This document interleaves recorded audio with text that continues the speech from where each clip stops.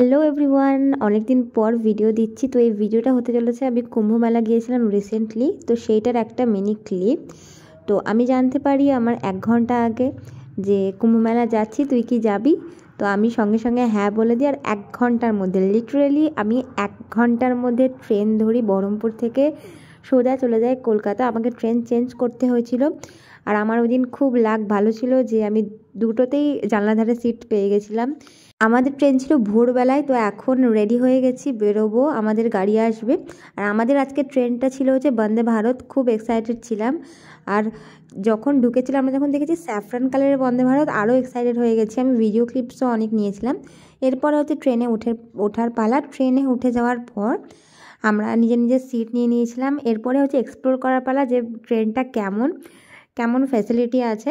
ওঠার কিছুক্ষণ পরে আমাদেরকে দিয়ে গেল নিউজ পেপার। আমি তো সকাল সকাল নিউজ পেপার খুব একটা পড়ি না, বাট পড়তে হচ্ছিল কারণ সবাই দেখছিলাম নিচ্ছিল, তো আমিও নিয়ে একটু পড়ছিলাম। তারপরেই আমাদেরকে দিয়ে গেল ব্রেকফাস্টে ছিল চা, ছিল একটা বিস্কিট ছিল।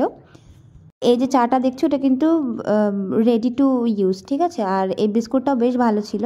তো এরপরে আমি চায়ের মেকিংয়ের একটা ভিডিও নিয়েছিলাম। আমার যে পাশে কো প্যাসেঞ্জার ছিল, সে প্রথমে একটু কনফিউজ ছিল যে আমি করতে চাইছিলামটা কি, ঠিক আছে।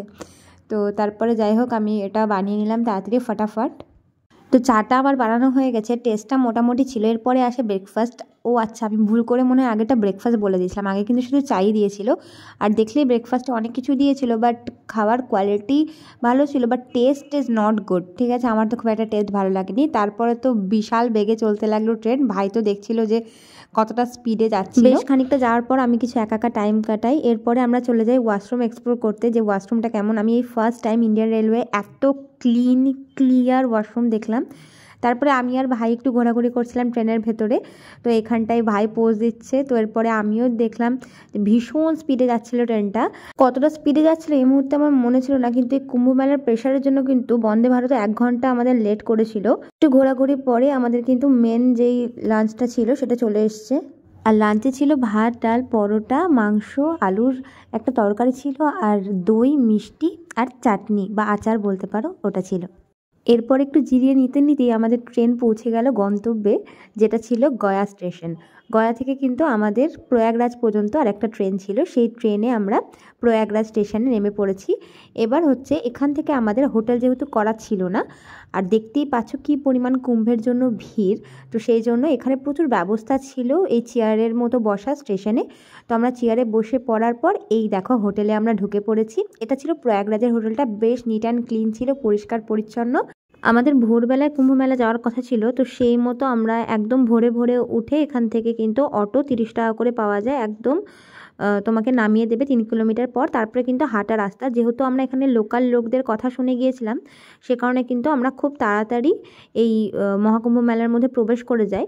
এরপরে আমাদেরকে আর 300 মিটার মতো হাঁটতে হয়েছিল, ব্যাস তারপরে কিন্তু গন্তব্যে পৌঁছে যাই আমরা। তো দেখো এখানটার প্রচুর কিন্তু তখনও ভিড় ছিল। তো জাস্ট কেবল সকালটা হয়েছে এই সময়টায়। তো দেখো অনেকের কিন্তু স্নান হয়ে গেছে অলরেডি। আর এখান থেকে যতটা না ক্যামেরায় বোঝা যাচ্ছে, সামনে থেকে কিন্তু ভীষণ সুন্দর লাগছিল। আর এতটা বড় মেলা আমি কিন্তু প্রথম টাইম এবং ফার্স্ট টাইম মানে দেখলাম, এবং আমি নিজের চোখকে বিশ্বাস করতে পারছিলাম যে এত বড় মেলা। তো এরপরে আমরা এই একটা কন্টেনার নিয়ে নিয়েছিলাম যে জলটা আমি নিয়ে যাব।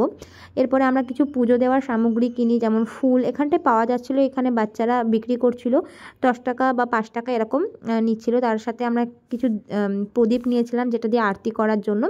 এরপরে আবার হাঁটা লাগালাম। তারপরে হচ্ছে কিছুটা হাঁটার পরই আমাদের গন্তব্য চলে এসেছিলো। সেখানে স্নান ধান করে মেলাটা একটু এক্সপ্লোর করছিলাম। আর এই যে ব্রিজগুলো দেখছো না, এই ব্রিজগুলো আমরা একটু পরে ক্রস করব।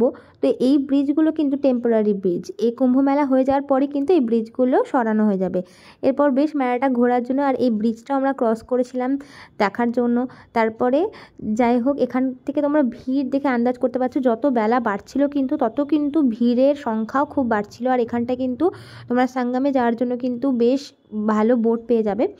আর এই দেখো এই মাঝে প্রচুর এরকম পাখি তুমি দেখতে পাবে। আর এখান থেকে কিন্তু ভিউটা এতটা সুন্দর ছিল, এতটা সুন্দর। তো আমরা এই ব্রিজটা ঘুরে দেখার পর আমরা চলে গেলাম একটু মেলাতে খাওয়া দাওয়া করতে। বেশ কিছু খাওয়া দাওয়া হলো। আর এখানটায় কিন্তু তোমরা অনেকগুলো দোয়ার দেখতে পাবে, নন্দী দোয়ার, ঠিক আছে। আর এখানে অনেকগুলো সেক্টরও পাবে, যেমন সেক্টর 1 2 3 4, ঠিক আছে। এবার তোমরা যে সেক্টরে যেতে চাইছো তোমরা সেই সেক্টরে করতে পারবে। আর এইখানটায় এই যজ্ঞটা হচ্ছিলো, যেটা সেই আমরা রামায়ণ ছোটোবেলায় পড়েছিলাম না, রামায়ণ মহাভারতে যেরকমভাবে যজ্ঞ হতো ঠিক সেইভাবেই যজ্ঞ হচ্ছিলো। দেখতে ভীষণই আলাদা রকম লাগছিল, যে কোথায় না কোথায় চলে এসেছি। এরপর হচ্ছে বাড়ি যাওয়ার পালা। তো এই বাড়ি যাওয়ার পথে দেখতে পাচ্ছ কী পরিমাণে ভিড় এখন আসছে। তো এই যদি সকালবেলার দিকে আসা যায় বা ভোরবেলার দিকে আসা যায়, ভিড়টা কিন্তু অনেকটাই কম থাকে। আর এখানে কিন্তু অনেক রকমের ভ্যারাইটি জিনিস পাওয়া যাচ্ছিলো, যেগুলো সাধারণত আমরা আমাদের যে বহরমপুরে মেলা হয় সেই মেলায় আমরা দেখতে পাই না। তো এরপরে কিছু খাওয়া দাওয়া, একটু ঘোরা, তারপরে আর একটা মন্দির দর্শন, ব্যাস। তারপরে আমরা সোজা চলে যাই আমাদের রুমে। তার আগেই আমরা কিছু খাবার নিয়ে নিয়েছিলাম, যে খাবারটা আমরা রুমে গিয়ে খেয়েছিলাম, কারণ তারপরে আমাদের টাইম হয়ে যাচ্ছিল আমাদের বেরোনোর অযোধ্যা যাওয়ার উদ্দেশ্যে। কারণ এখান থেকে আমাদের একটা গাড়ি ছিল যেটা আমাদেরকে অযোধ্যা নিয়ে যেত, আর অযোধ্যা থেকে আমাদেরকে বেনারসে ড্রপ করতো। তো এখন আমরা চেপে গিয়েছি গাড়িতে, এখন যাচ্ছি আমরা অযোধ্যার উদ্দেশ্যে। আর এই যে দেখছো এই রাস্তাটা কিন্তু, এই যে এই রাস্তাটা দেখতে পাচ্ছ, এটা কিন্তু গঙ্গার জলে এখন পুরো ভরে যাবে একটু পরে। আর এই রাস্তাটা দেখছো, এটা কিন্তু একদম পুরো টেম্পোরারি বানানো হয়েছে। আর এর জন্য কিন্তু 16 কোটি টাকা ইনভেস্ট করেছে সরকার। তো এই যে এই রাস্তাগুলো দেখতে পাচ্ছ, এই রাস্তাগুলো কিন্তু কুম্ভ মেলার পরই কিন্তু ভ্যানিশ হয়ে যাবে, মানে উধাও হয়ে যাবে। আর এই সাইডে দেখো প্রচুর ব্যবস্থা করা হয়েছে গাড়ি রাখার জন্য এবং গাড়িকে ঠিকমতো পার্কিং করার জন্য। কিন্তু এই জায়গাটা কিন্তু কুম্ভ মেলা থেকে অনেকটা দূরে। তো এরপরে আসছে আমাদের অযোধ্যা ব্লগ, যেটা আমরা এখন যাচ্ছি, যেটা এর পরের ভিডিওতে তোমরা দেখতে পাবে। তো আজকের জন্য tata, bye bye, stay safe.